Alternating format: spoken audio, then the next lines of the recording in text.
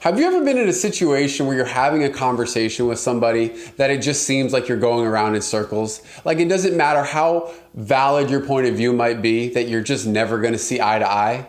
I believe this happens a lot, especially in today's day and age with Facebook and social media, where we can have these discussions. But I also believe it's so important the way that we choose to think about these conversations and the way that we engage with people around us. Stay tuned.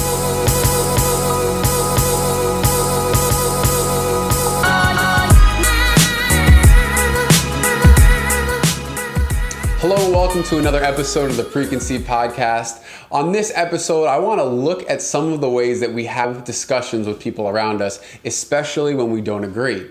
Now, on last week's episode, we spoke about something very close to my heart, and what I had originally intended on doing was talking about the ways that we have those conversations. So what we're going to do this week is we're going to look at 5 tips, 5 ways that we can have conversations with people that we don't agree with, or on topics that we don't agree with, that we can have the best result coming out of it, not just us talking and hearing ourselves talk. Now, this applies to Facebook, social media, it applies to emails and texting, but also face-to-face. These are 5 things that I believe are really going to help us when we're having discussions and we're having disagreements. Number 1, this is very important. Number 1 is to shut up and listen. Sometimes it's very difficult for us to do this because what we want to do is get our point across. We want to talk about the things that matter to us and we want to tell people why we care about it. But a lot of times the first thing we have to do is to shut up and to listen, to hear their point of view. Very often we see these conversations taking place that just have like circular reasoning, meaning that the one person's talking about what they believe, the other person's talking about what they believe, and they're never ever able to meet in the middle to understand each other. And I think this is because often what we're trying to do is win the argument.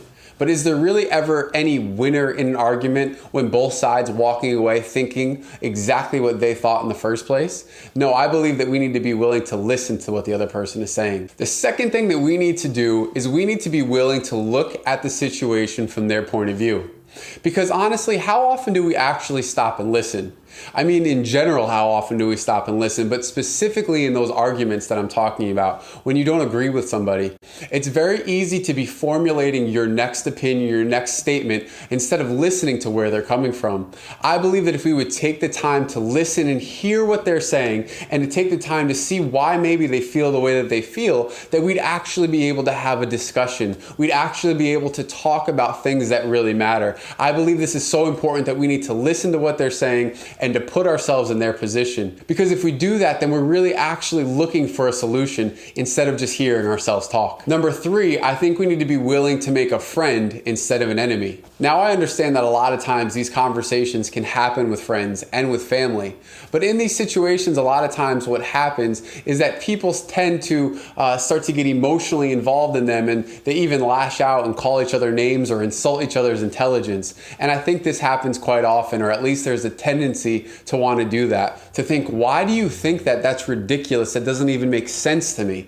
And when we were talking about the issue from last week, the issue about abortion, I was actually talking to some people on Facebook, and it was really difficult for me to see their point of view. But the truth is that if I were to allow myself to get emotional about it, I would start to call them names instead of actually listening to what they have to say. And I believe that we need to be willing to make friends instead of enemies. I believe that these issues that are really close to our hearts are the areas that we really need to be careful. They're the areas that we really need to be aware of what we're feeling in those moments. And when we feel the emotions start to build up inside of us, when we feel ourselves, whether it's in person or behind the keyboard of a computer or our cell phone, we need to be willing to step away when we start to feel ourselves becoming too emotional. Because often we can do more harm than good. And ultimately what we're trying to do is convey what we're feeling. It's not to put people down. It's not to call people names. It's not to insult anyone's intelligence, but it's to be able to have a conversation. Number 4, ask yourself what your desired result is in that conversation.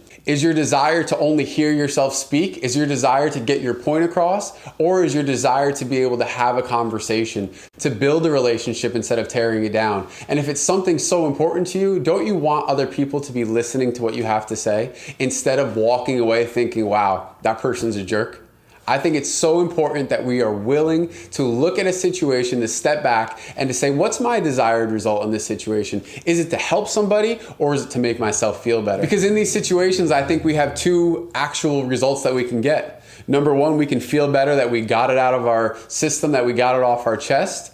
Or we can try to actually have influence in that situation. And I don't know about you, but for me, in these situations, when I care deeply about something, I want to influence their life for the better. I don't want to just feel better for a moment afterwards and then regret what I said. I want to look at the situation from a higher perspective and say, this is what I'm feeling and why I'm feeling it, but I'm not trying to tear you down in the process. And finally, step number 5, after you've gone through the first 4, after you've looked at their point of view, after you've listened to what they had to say, after you've chose your desired result, is that you can actually then voice your opinion. Then you can actually talk about what you care about. Then you can have a conversation and to look at having a result where you guys actually communicate with one another. Because I believe if the other person feels respected, if they feel like you're listening to what they have to say, then they're going to be willing to listen to you in return. And sometimes it means that we're not even going to be able to say everything that we're thinking. Sometimes it's going to mean that we have to stay silent.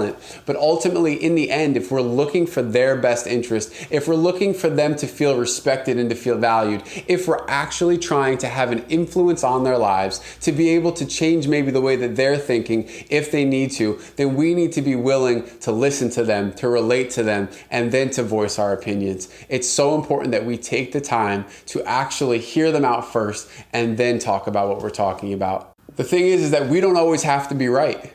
We don't always have to have the answers.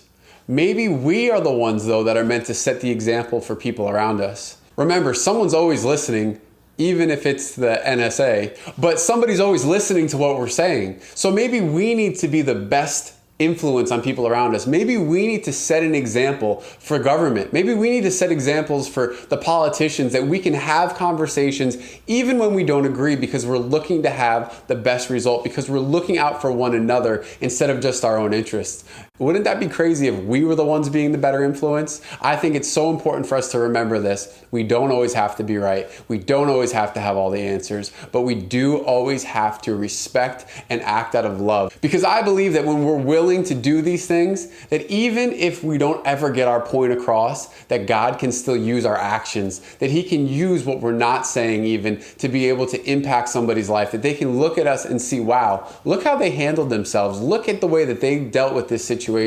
I really respect that. And now I'm willing to hear what they have to say, and God's actually able to speak to them. So I would love to hear what you have to say about this. I would love to even hear an example of an argument that you got in and how you use some of these tips to be able to have that conversation and to be able to not just get your point across, but to hear what they're trying to say. So if you like this episode, comment below, hit the like button, hit the subscribe button. I'd greatly appreciate it. Thank you and have an awesome week.